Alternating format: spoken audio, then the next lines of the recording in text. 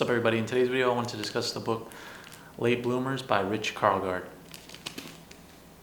I think I could say that this is one of my favorite books of all time, or at least recently.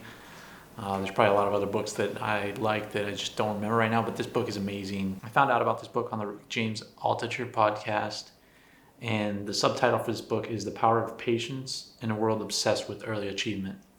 And that's really what this book is about. It's about blooming later on in life, and it's for anybody basically that's above 30 years old. And he doesn't really discuss age in the beginning of the book, but later on he discusses that this book is, or at least the tips he provides in the book, are aimed more towards people that are in their 30s and beyond. And this book is really great for a number of reasons, because it provides a lot of like the science behind why it's okay to bloom later in life. Provides stories and examples of people that bloomed later in their life. There's tons of examples in there. But there's also a lot of information about how to succeed later in life. If you don't feel like you can, he provides a ton of tips, and also the science behind those tips, like psychological tips and just other ways to make sure that you succeed later on in life. So if you're past your 20s and you think that your best years are behind you and you're not going to be able to achieve anything, then this book is for you. And even if you're young, this book is still really good because it provides basically a map of your life, of the various stages of your life and what you're going to be good at in life and how to make the most of those time periods in your life, like what you're going to be best at. Like when you're younger, you're going to be better at information processing, and then older, you're going to be better at social things. So this book is just phenomenal all around and is a really, really good self-help book because it has tons of good self-help information in it. So now we can get to the summary. The summary of the book is that it starts out with him providing background on how we got to the point in society where we are now, which is focusing on early achievement. And the way he provides background on how it got built up to this moment. And the way we got built up to it is really focusing on standardized tests like the SAT and the IQ test and all these other statistical measurements that we use to measure young people. So you spend your whole early life trying to game these tests. And then once you game these tests, it's how you get to the next level. It's how you get into a good college. And then the way our society is functioning now, the best companies in the world, they want everybody to have a high SAT score and a high IQ test or some kind of high intelligence rating according to a standardized test. And so what these tests are pointed towards is achievement early on in life, because if you didn't get good scores early on in your life, you're not going to be able to get into companies like Google or Microsoft, because that's what they're focused on. But what this book shows is that not everybody is able to succeed early on in their life. Our prefrontal cortex or our parts of our brain aren't finished forming until after we're 25. So, and then that's what Rich focuses on, because he provides his own story where he wasn't really successful until after he was 25. He was really immature early on in his life, and then all of a sudden he started maturing like around 26 and getting his life together and making connections.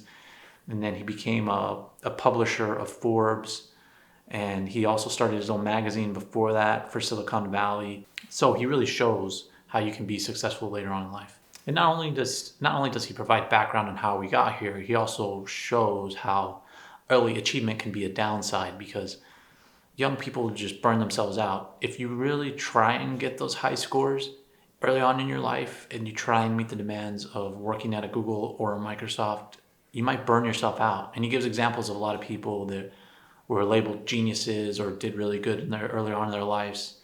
And then later on in their lives, they didn't do much, or they were really unsuccessful, or they were depressed, because trying to be successful for, at the highest levels and meeting other people's standards for 30 years, 20 years straight, it burns you out. So the way our society is not necessarily beneficial to everybody. And we all have strengths and weaknesses, and those strengths and weaknesses might hit us at different points in our life. And he also points out some really good things in here, which I connected with, which is we all have difficulties in life, whether it's illnesses for ourselves, whether it's divorces for ourselves, or relationship problems, or moving, or death of a family member. There's things in our lives that might delay our progress, in addition to maturity that occurs later on in life. Like you said, the brains don't finish maturing until 25. So there's many reasons that you might not be successful till later on in life, and that's okay. And it's okay to have patience in your life, as long as you have something to work for. If you have something to work for, then that's okay. But if you're just trying to be lazy, then this book isn't really for you, because you don't need a book to tell you to be lazy. And then after that, he starts talking about how our brain works. Basically, I talked about before about the maturity of the brain. And there's obviously a lot of mechanical things that you're going to be better at when you're younger. Like people that code are going to be better when they're younger. Anything that information processing is going to be better when you're younger. But things like managerial tasks, you're going to be better when you're older. Managing people, social cues, all those things are going to be better later on in your life. And various types of knowledge. He talks about different types of knowledge, and crystallized knowledge is better later on in your life, obviously, because you're gaining knowledge over your whole life, and you're going to be able to utilize all of that knowledge when you get older. And that's not something that people often think about. And another really cool thing he talks about in here was that entrepreneurs, there's a misconception that they're all super young. You think of people like Mark Zuckerberg and Bill Gates, and they did really well early on in their lives. And that's what the media highlights a lot of the time. But the average age of an entrepreneur is 40, which makes sense because you have knowledge from your business or wherever you work, and that grows over your lifetime. And then by the time you're 40, you have enough experience and knowledge to build out your own business and figure out what you want to do. So that was really something positive that I think anybody wanting to still be successful later on in their life can look forward to. After he goes through all this background, he then talks about 6 strengths that late bloomers have. And those 6 strengths are curiosity, compassion, resilience, equanimity, insight. And you can read the book to learn more about each one of these. But a lot of them have to do with like using wisdom and having emotional intelligence, because you've been in so many situations, you've had emotions, different emotions of different kinds, and you've been able to hopefully deal with them.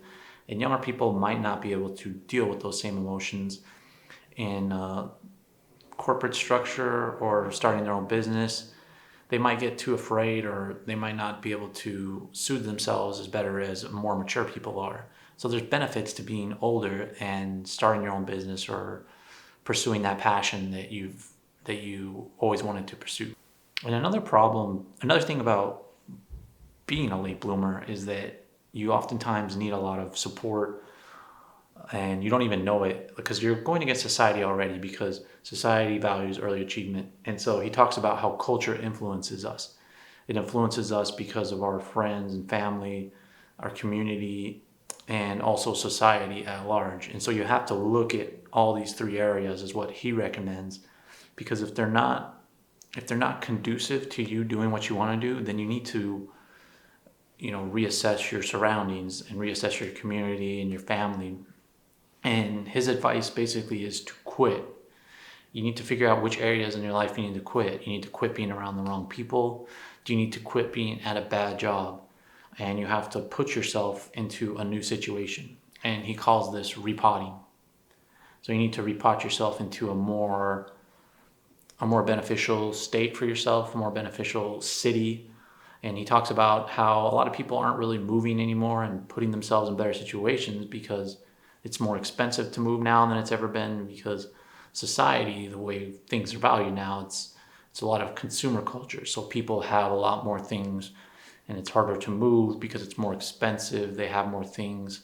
And he talks about not getting into this habit or this surrounding. Don't stay in a situation that's bad for you, and don't develop bad habits. Like, don't buy a lot of things if you know you're going to need to move to get a better job, to get into a better situation. You basically need to have a good environment if you're going to bloom later on in your life, because you're already going to be working against society's values, and that brings a lot of shame and guilt on you. And he talks about that's very common to have shame and guilt for wanting to pursue your passion, because people are going to look down upon you, and because they're like, why are you trying later on in your life? And a lot of that might be jealousy from your family, jealousy from your friends, and you're going to be fighting against a lot of that. And so you need to have a very positive environment in order to overcome that and be successful. So you might need to quit certain relationships and repot yourself. But in addition to quitting and repotting, he also goes through a lot of psychological things that you can help yourself with, like self-talk.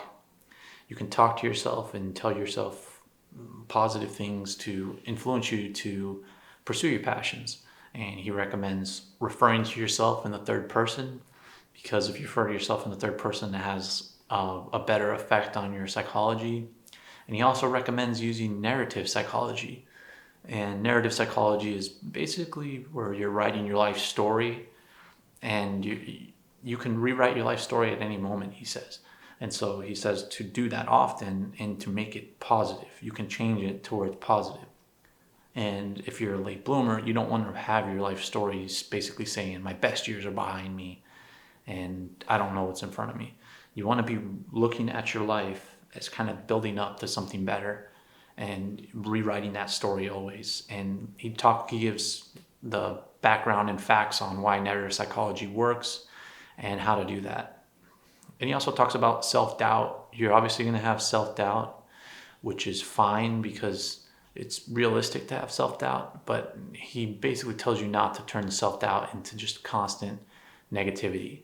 The self-doubt there is to keep things realistic, and he provides why it's good, and also like how self-efficacy factors in, and it's different than self-doubt, but you shouldn't be negative on yourself.